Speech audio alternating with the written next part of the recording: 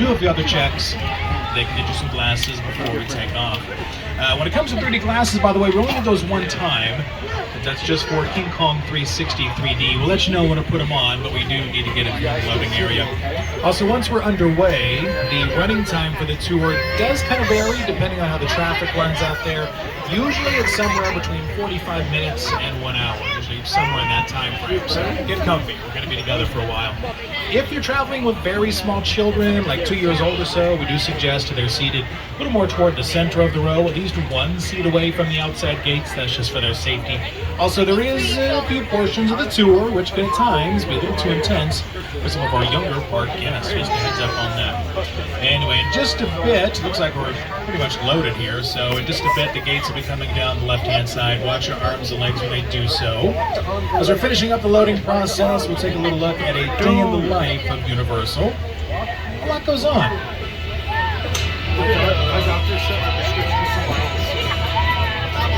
Where?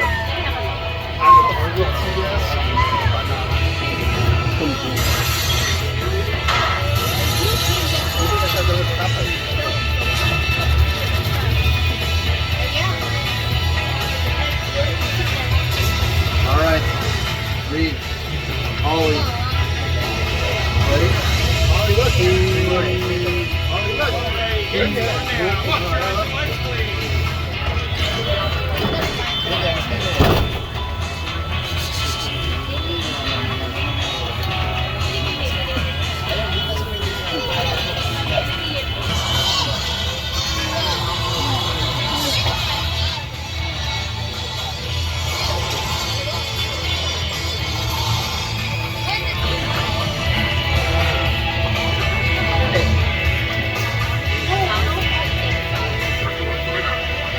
Heck yeah, there it is.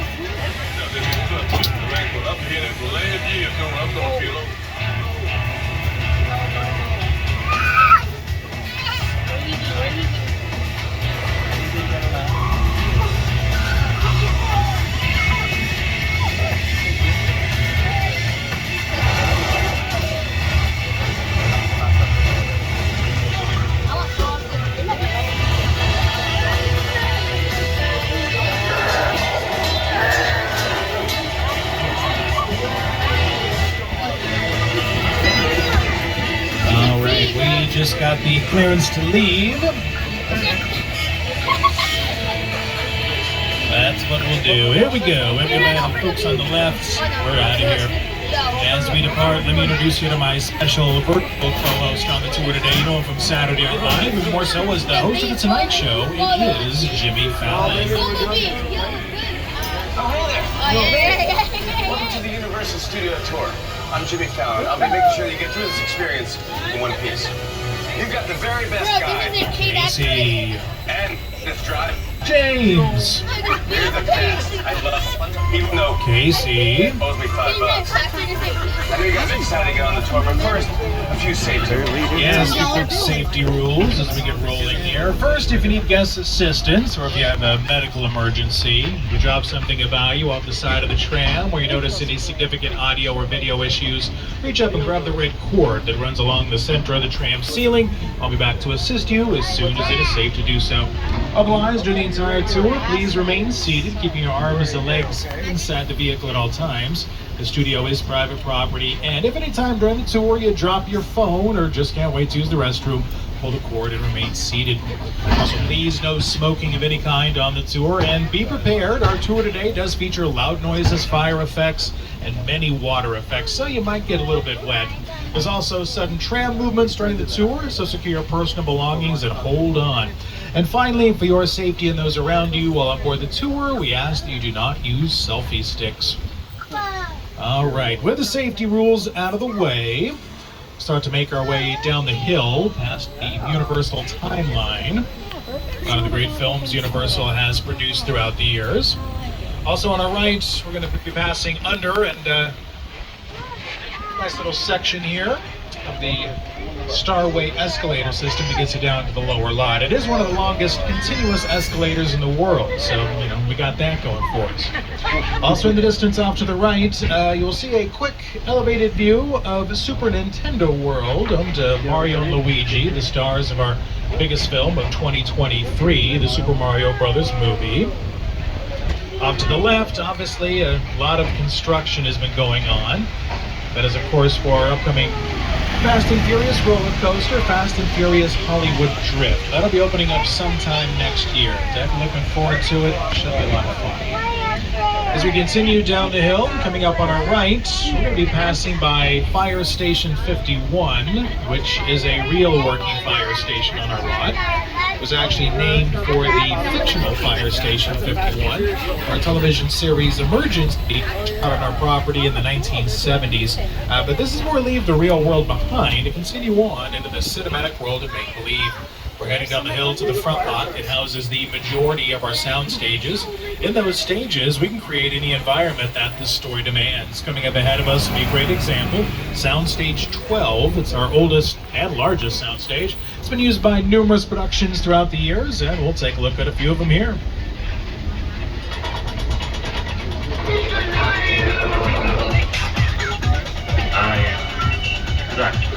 Say hello to my little friend.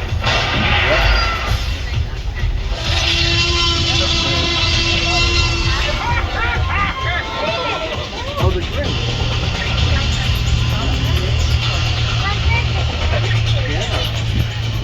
Yes, a lot of history inside of Stage 12. One of the more recent big productions to utilize Stage 12 was The Voice.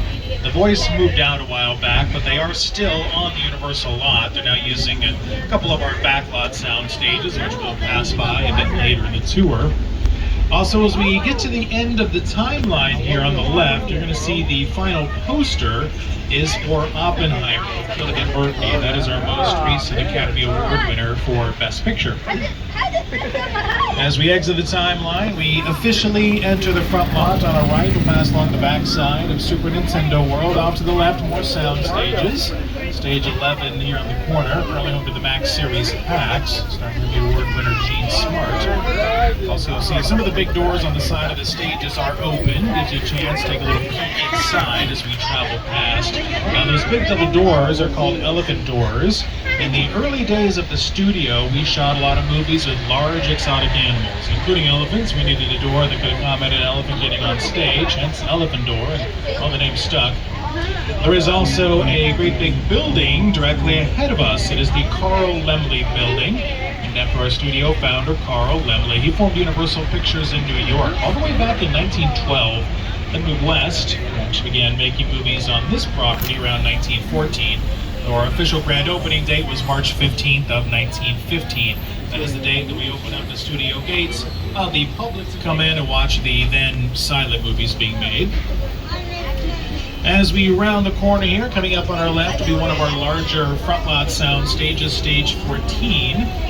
Its most recent credits are Peacock series Bel Air, starring Jabari Banks and Ollie Sholaton. Stage 14 was not always Stage 14. On occasion, the stages can be renumbered. Stage 14 was originally Stage 27, then spent some time as Stage 21, and well, now it is Stage 14. In 1995, it housed Mission Control for Apollo 13, directed by Ron Howard and starring Tom Hanks, Gary Sinise, Kevin Bacon, and Bill Paxton. Realism was an essential element for Apollo 13. After all, we were recreating an important moment for Americans, a moment many Americans witnessed on television. We thought about filming in Houston, Texas, where the original control room for the Apollo mission still exists. Unfortunately, NASA's engineers didn't have filmmaking in mind when they built Mission Control. Since there was no room for the elaborate camera cranes and tracks we needed for the shots, we had to build our own Mission Control. Everything had to be exact, even down to the tiniest detail. Thank you, Mr. Howard. Now on our right, we're passing by yet even more sound stages. One of the shows currently using stages in this area, the Apple TV series Loot, starring Maya Rudolph. They've been working on their third season. Oh, and wave hello to a couple of the minions here on the right, having a little afternoon fun, toilet paper, and illumination entertainment sign. Turns up took a bit of mischief, and they do seem pretty proud of their handiwork, but the Minions are not the only crazy characters who hang out in this neck of the woods. We're also going to be passing by Ted. He'll be coming up on the left. And you'll see that Ted is enjoying a nice beer, probably in celebration of his series on Peacock. A while back, he completed production on season 2 of his show, so I guess guess you decided to celebrate the cold one. Coming up on the right is the Bud Westmore building. Bud Westmore was a makeup artist, but the Bud Westmore building actually has no makeup in it. It houses our lighting department. There's also a mill in the back where they build sets, but no makeup. Back over to our left, we're passing by some bungalows. They house the production offices for writers, producers, and directors who have a development deal with us at Universal. In just a moment, we'll pass by our most historic bungalow, 5195. Currently, it's home to the De Laurentiis Company, but years ago belonged to Alfred Hitchcock, who directed such films as Psycho, Vertigo, and The Birds. Hitch liked to make cameo appearances in all of his films, and in this clip, you can spot him in action. My name is Alfred Hitchcock. We all go a little mad sometimes. So this is bungalow 5195 here at the left. You'll see Hitch's profile next to the bungalow numbering. They still have a little tribute to him there. Then finally on the left, the last two of our front lot stages, 25 and 26. These stages are fairly new, about 7 or 8 years old. Stage 26, currently home to the series St. Denis Medical, starring David Allen Greer and Wendy McClendon Covey. They were just a few months back picked up for their second season, so congrats to them on that. Now, as we pass by these stages, we're going to cross over into the back lot. The back lot is where we shoot the big stuff, big exterior shots on a very large scale, stuff we normally couldn't do in a sound stage due to the size constraints. First up, we'll take a little spin into the metro area, which we use to portray major cities like London, Chicago, New York, or San Francisco. A lot of the structures in this area are what we call facades, meaning false front. We just build the fronts and sides. Only what the camera needs to see, your imagination will actually fill in the rest. A lot of the facades will look like they're made out of brick, stone, and mortar. That's not the case. Quite a few are actually foam, rubber, and fiberglass. We do have a wide variety of facades to portray a wide variety of time periods from the late 1800s through the present day and even a little beyond. We can pretty much use them for whatever we might need. Now we'll come into a bit of a clearing, and it's going to get kind of festive here, as this is one of the areas being used for Universal Fanfest nights. Their final weekend is coming. Spot the Lion Estate billboard and the actual Lion Estate sign on our left-hand side. For more information on Fanfest nights and to purchase tickets, you can visit UniversalStudiosHollywood.com. And as you can see, we're going to make our way to Courthouse Square, but best known as Hill Valley, from the first two Back to the Future films with Michael J. Fox, Christopher Lloyd, and Leah Thompson starring. As we round the corner here off to the left, you'll see the big structure at the top. That is where Doc Brown harnessed the bolt of lightning to set Marty McFly back to the future in the first film. It was actually the back lot of the Courthouse Square that inspired the entire climax to Back to the Future. I had scenes up in the clock tower on that ledge. It was a ledge about that wide. And I was standing inside looking at the ledge, and I already had vertigo. And I just thought, there's no way in the world, no way I'm going to stand on that. I was up there for quite a while. Of course, I had a cable.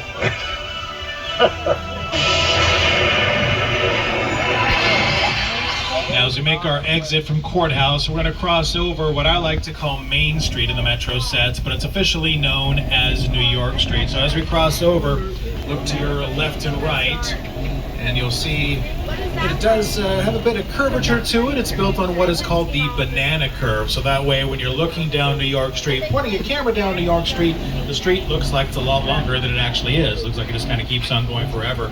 Out of all the major cities the Metro sets have portrayed over the years, they have portrayed New York City the most. And who better to tell you about New York than a guy who got his big break there, Jimmy Fallon. Hey everyone, welcome to New York. I got my start right here in New York on Saturday Night Live. This is actually my old neighborhood. Once got mugged over there by an old woman, tough lady. This is my favorite hot dog guy. Hey buddy, how's it going? Remember me? No. Just like old times. Gotta love New York City. Hey, I'm walking here. Hey, it's cool guys. I was just walking there. So it's not exactly New York, but a lot of times when you see New York in the movies, it was shot right here on the Universal Metro sets. If you can make it here, you can make it anywhere. Even if you make it here on the Universal lot. This Some of the more recent productions to utilize the metro area include our Peacock Series Ted, our Peacock Series Bel Air, and every once in a while American Ninja Warrior will come through, set up their obstacle course down through New York Street. As we start to make our exit from the metro area, you'll see one of the main entrances to New York Street. It's got a lot of side streets, but the main entrance, one of the two main entrances, is here off to the right-hand side. We'll exit Metro. We're going to head up into the hills for a bit. He lives close. This should work out well. Thought we would stop off and pay a visit to King Kong. It's the original King Kong that made me want to direct movies. I saw that movie on TV when I was about 9 years old, and I wanted to become a filmmaker. I like films that just take you away from your real life. Kong literally does that. I mean, you're on board the ship, you're sailing to a lost island, you're encountering monsters and creatures from, prehistoric times. So I was thrilled when Universal invited me back to Skull Island, and it's great to have you along for the ride. Now, we have created this 3D immersive experience, so you're going to have your glasses ready. Don't put them on yet, but just have them in your hand because we're about to return to Skull Island. And Peter Jackson will return to your screens to let you know where to put on those 3D glasses. Also, the terrain on Skull Island, well, it does get a bit rough. A lot of times the tram gets to rocking and rolling and bouncing around and all kinds of fun stuff. So just a reminder to remain seated, hang on. You definitely want to hang on to all your personal belongings. All right, Harry Potter ones, iPhones, Mario and Luigi hats, all that kind of good stuff. Hold on tight. Here we go, on the way to Skull Island. It's been a while. Here for hundreds of years. It was so true.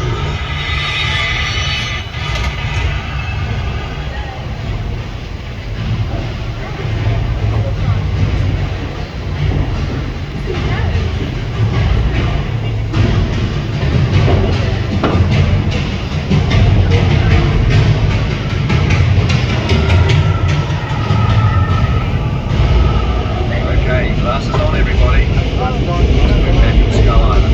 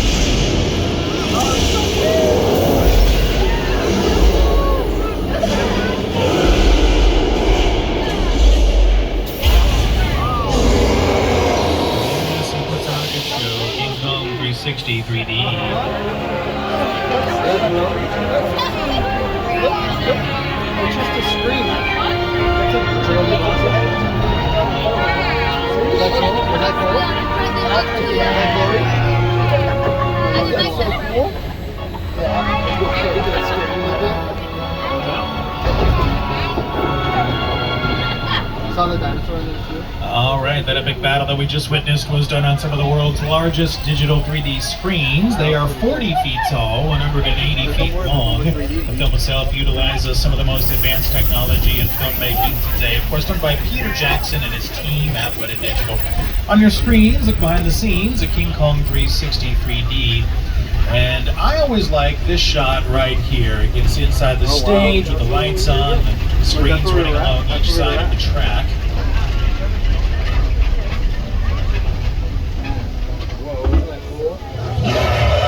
With a project like the studio tour, the audience is in the middle of the environment. They're looking in all directions, there's creatures coming at them, they're seeing Kong from this side and T-Rexes from the other side. Working on a movie, we always know where the people are looking. They're looking straight ahead, they're looking at the shot that we're working on. Here you have to take into account that people are looking in all directions. Also, one of the things about this ride, unlike the movies that we're used to working on, there's no cuts, because it's one giant shot. This tram that's driving along through Skull Island is where the camera's from. This ring represents where the screen is 10 meters away. We're really creating about 50 minutes of a feature film. That amount of visual information, that number of pixels, and presenting them to the audience, it's a hell of a ride.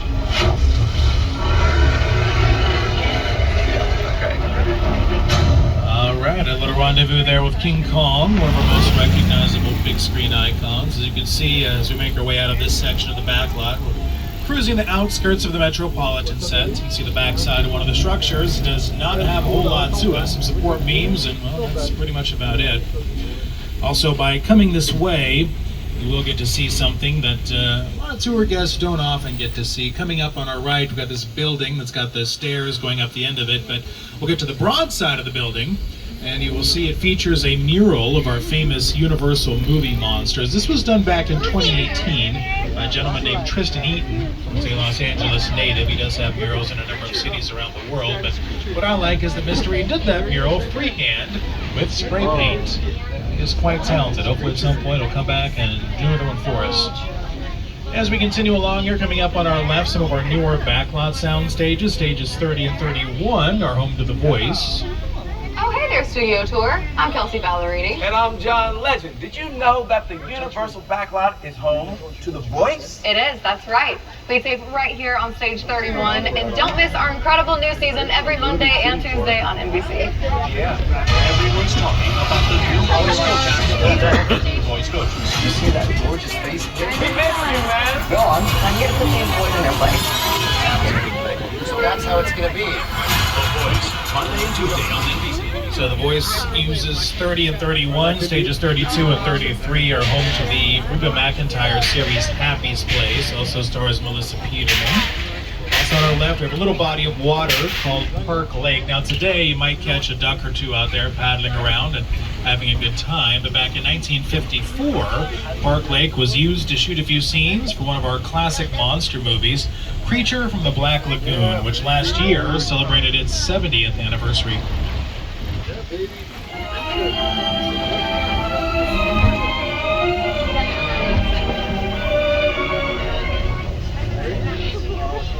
And on the Universal backlot, the world is, well, pretty much right around the corner. That's how we like it. It's pretty convenient that way. Coming up ahead of us will be our European sets. They're affectionately known as Little Europe. Not too long ago, Little Europe was used extensively for The Good Place with Ted Danson and Kristen Bell.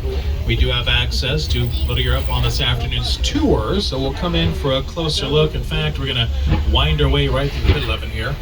And as we do that, we'll see how they were used for The Good Place.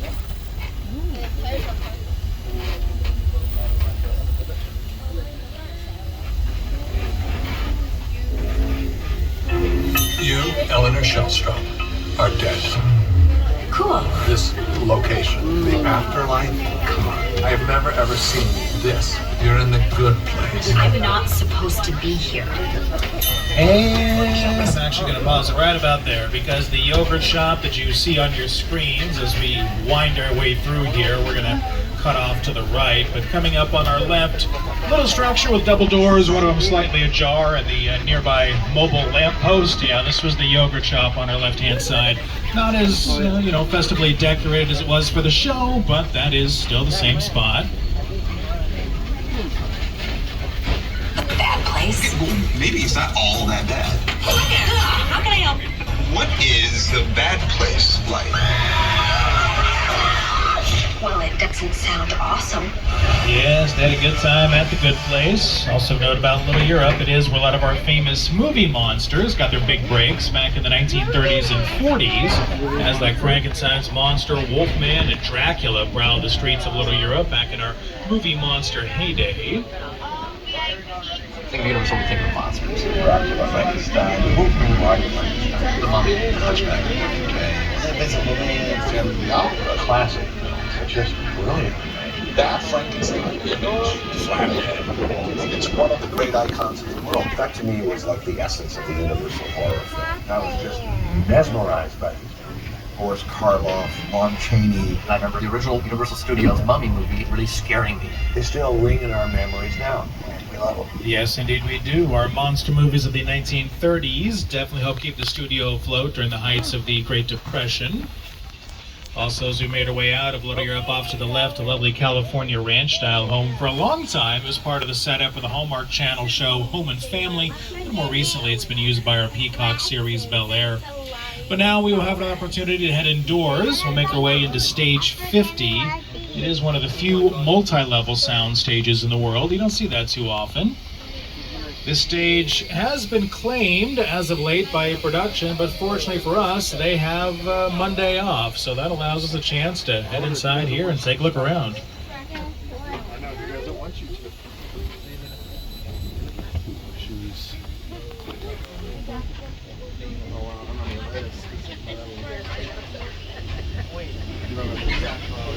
And right off the bat, you can see they went pretty heavy on the old subway theme. Apparently we've made our way off to San Francisco. Now, one thing that we do not want to do while we're in stage 50 is touch anything. This is a hot set. Basically everything is exactly where they want it. So tomorrow morning they can roll in at 6 a.m. and basically just... Okay. All right, hey, a little seismic activity. Hopefully just a quick tremor, but you never know. Well, this has been a big one. Everybody please remain seated and hang on.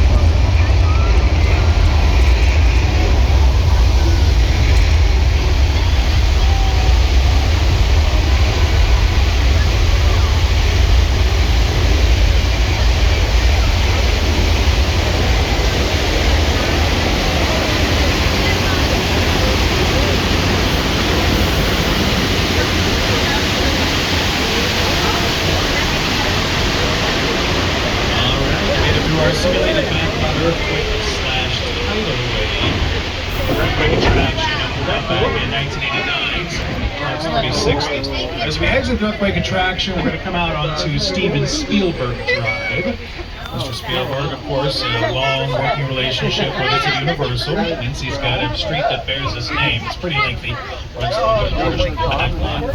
Right now, it's going to be taking us up to beautiful Amity Island, everyone's favorite vacation. They finally captured that pesky shark that was causing all the trouble. As an added measure of protection, they've dispatched Officer George of the Amity PD dive team into the water to make sure things are safe so we can stop for a nice, refreshing swim.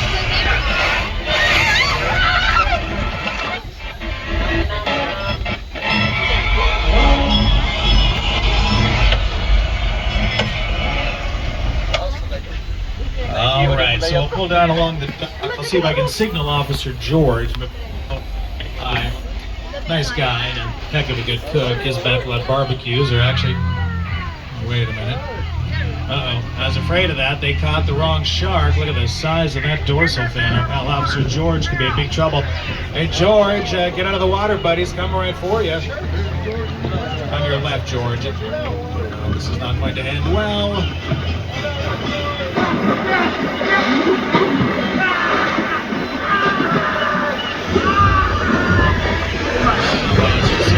Last Officer George, I think it'll be named George Kebab. We're going to pull down here behind the dock. They have some bait attached to that yellow barrel. Okay, good. He's taking the bait. But how the bait stop? Would the line break or something? Oh, wow. Yeah, line broke. All right, a gas line. And now there's a fire. Okay, we're going to... Wait a minute. Look out! Oh.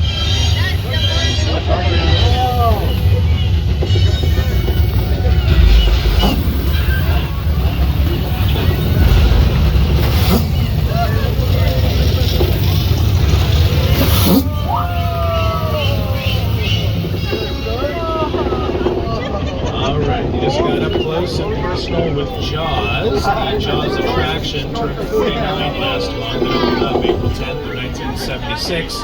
Of course, the film, a huge hit for us, the summer of 1975. It did not take the Universal powers that be long to decide that, hey, we should have a Jaws attraction as part of the backlot tour. Still going strong all these years later. Right now, Jaws doing the backstroke into his hiding spot where he'll await the next unsuspecting tram. We'll make our exit from Jaws Lake, kind of cut between the structures here, and we'll head down south, so to speak, on the back lot to an area called Old Mexico, and used in numerous productions throughout the years. Feature films like Indiana Jones and the Kingdom of the Crystal Skull, Three Amigos, Fletch Lives, Nacho Libre, also in TV shows like Amazing Stories, ER, and Without a Trace. While we're here this afternoon, we'll also have a weather effects demonstration. This is probably about as good a spot as any.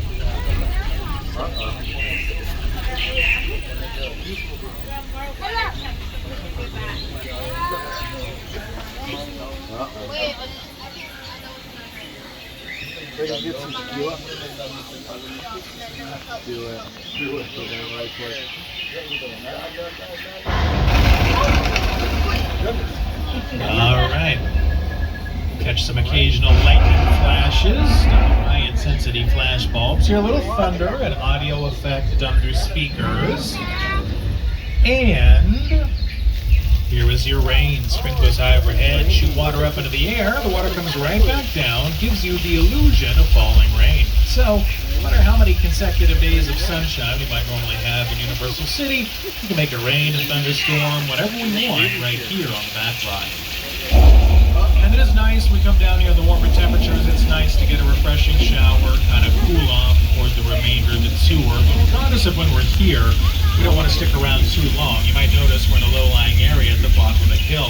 Too much rain can, of course, potentially cause certain problems like a flash flood or a mudslide. So, too much rain, it's flash flood time. Water gets close, look out.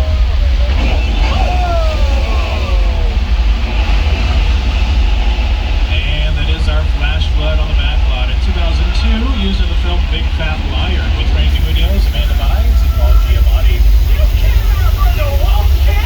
Yeah, we'll see about that.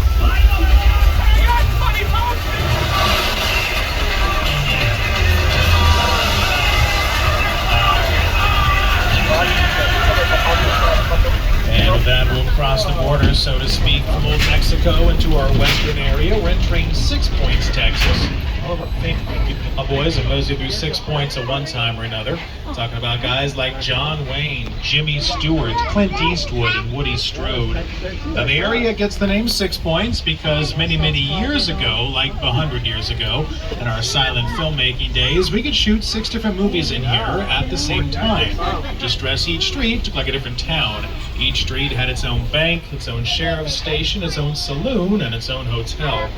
Didn't have to worry about sound bleeding over from one production to the next. Again, early on, we did record sound, so it worked quite nicely. While we're here, we'll check out a few of our famous Western stars.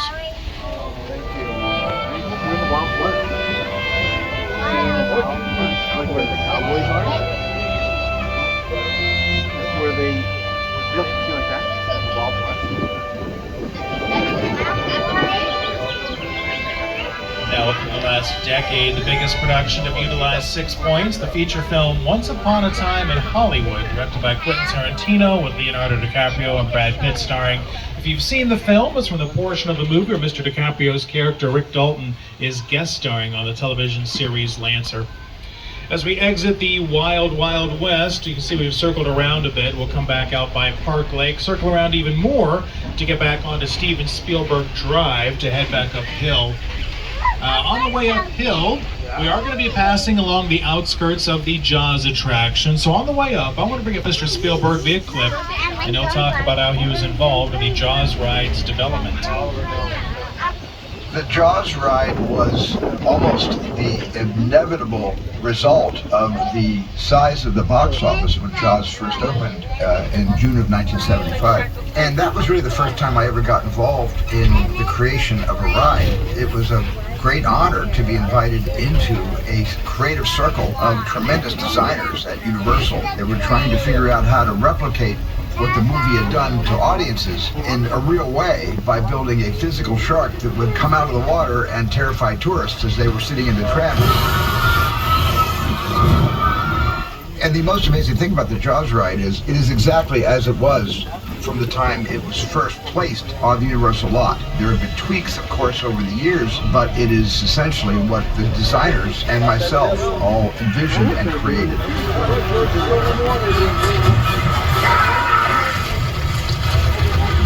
I'm done bashing the shark. Thank you, Jaws, for everything you've done for me. But I will say, consistently, the shark did work much better on the tour than it did in the Atlantic Ocean in 1974. Thank you, Mr. Spielberg. As we continue uphill, on our right, we'll pass by a great big house called the Chicken Ranch. It's been used in many productions throughout the years.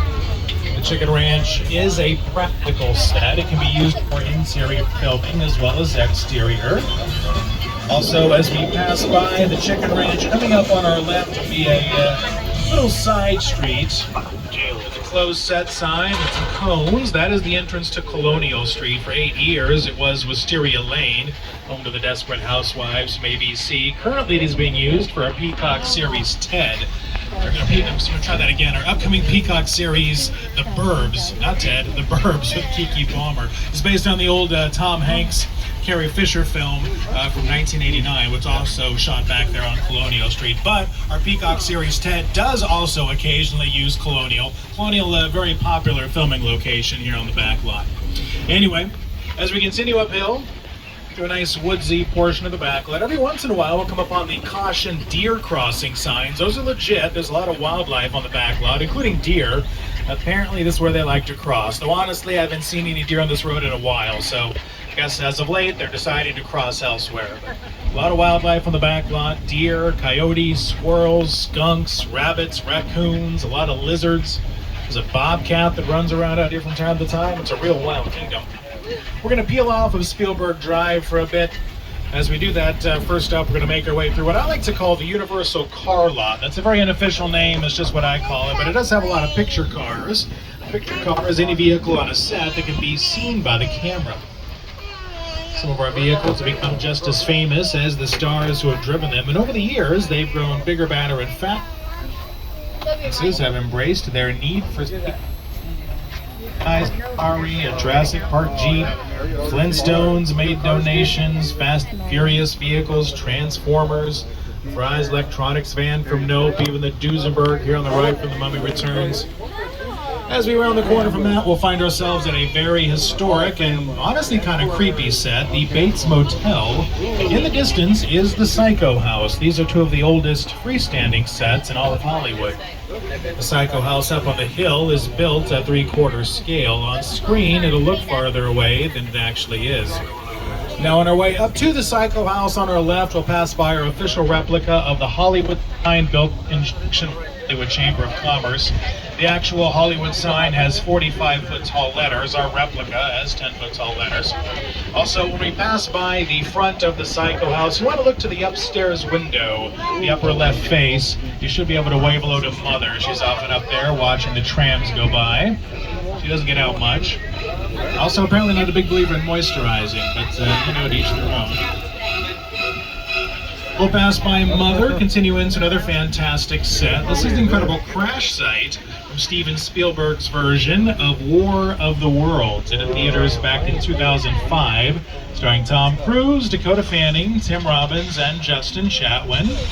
And in case you were wondering, yes, this is an actual aircraft, a 747 destroyed specifically for this incredible scene. Something I find interesting, and maybe you will as well, if you look into the hills above the crash site, you might see a few houses up there. In case you're wondering, those houses, those are not sets. That is not Universal property. Those are private residences. Some people get up in the morning and have their I don't know, avocado toast and coffee and look out at the Universal lot. Not too shabby, you know?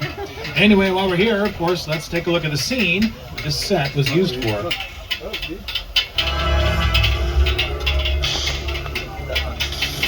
The airplane crash site set is a perfect example of a set that is all designed around a vision that Steve had. We forget to sit down to talk about the War of the World. That thought, what if the 747 goes down right in a big balloon? Because it's just something you don't see. You don't do it. Close your eyes, okay? Stand close. You see the camera? Or you see the plane? Robbie, get in. Get in. This is one of the largest sets ever constructed, but despite the use of the life-size realistic set pieces, the film did feature over 500 effect shots, one that Mr. Spielberg had never used before.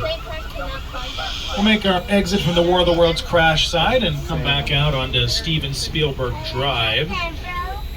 Backlot adventure. We're going to be taking you through Jupiter's Claim, the actual sets used in the production of Academy Award winner Jordan Peele's most recent film, Nope.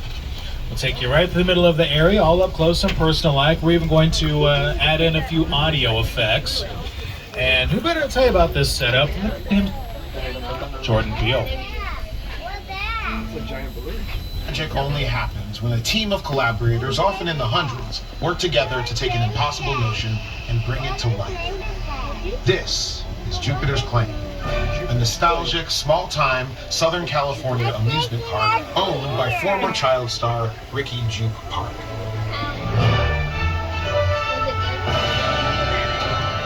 Over there, look into the winking well and have your picture taken just like the kids in that old 90s movie Kid Sheriff. That's what this whole place is loosely based on. Remember that one? No? Well, I do. A little further down, you can see the brand new Star Lasso experience. Built to showcase an unbelievable new live show. Oh, it's not looking so live anymore. Anyway, behind this Hollywood fantasy of a gold rush frontier town lies a sinister secret. It is smack dab in the center of the UFO hotspot. What's a bad miracle?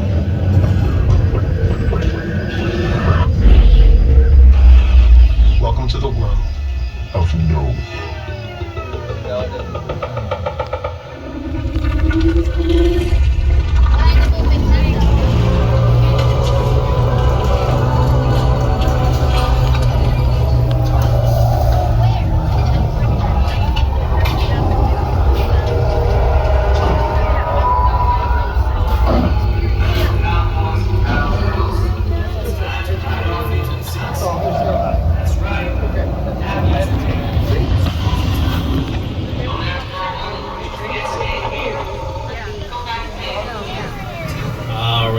Mosey on out of Jupiter's Claim. We are near to the end of the tour. Before we get there, though, we are going to be passing by the Falls Lake area. It's coming up ahead of us. It's the most prominent feature, the giant blue backdrop. It happens to be the largest freestanding backdrop in all of Hollywood. It's got a big concrete basin in front of it that does get pretty deep in parts.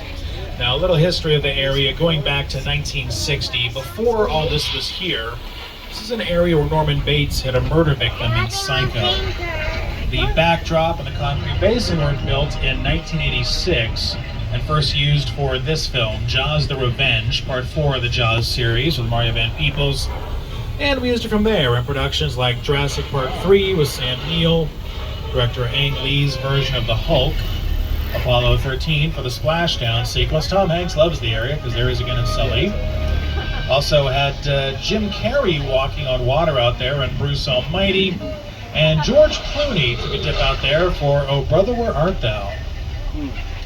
And that is pretty much going to wrap it up for us on the tour today. We'll start to head back towards the unload area. As we do that, let's check out a special message from Paul Rudd and friends. I've been on that tour so many times since I was a kid, and I just love it every time. The first time I ever went on the Universal lot, we did the tour. I grew up in Los Angeles, and that was like the place to go and see Jaws. I got my introduction to Universal Studios through the tours, and then to be in the movies and seeing some trams drive by. It's very overwhelming. One of the coolest things, actually, about shooting for Universal is sometimes you get to shoot on the lot, and then you look over, and it's like there's Jaws, or like there's the Flash Flood, and all those trams are riding around. It's the coolest thing ever. 1979. Back then, the tram drivers were kind of a little reckless and crazy. There was no restriction on cars going in. We used to drive all over. I have so many amazing memories of the lot when we were shooting Back to the Future. Being here brings me back in time, I'll tell you that. The tram would come through, the tourists would see Michael J. Fox, and they're taking their camera snap. So one day, Michael J. Fox had his own camera, and every time the tourists came through to snap their pictures, he ran out and he started taking pictures of them.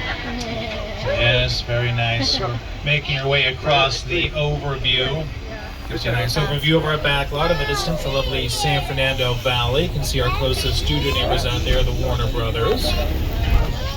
As we make our way back toward the unload area, take a look around. Make sure you have all your personal belongings with you. We don't want you to leave anything behind.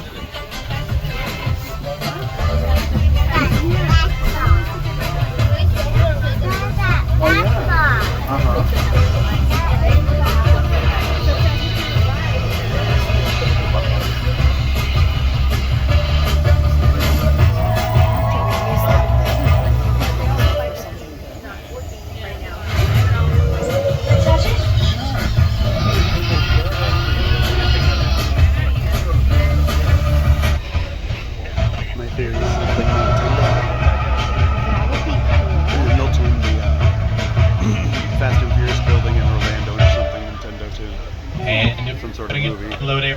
Once we get stopped, the studio tour ambassadors will be opening up the gates on the left. Watch your step when you exit. Again, make sure you have all of your personal belongings with you. Go ahead and take your 3D glasses, toss them into the bins on the way out. We would appreciate it. Thank you for joining us, and enjoy the rest of your day here at Universal Studios Hollywood. We're open until 7 this evening. As we say in the biz, that is a wrap, and we'll see you in the movies.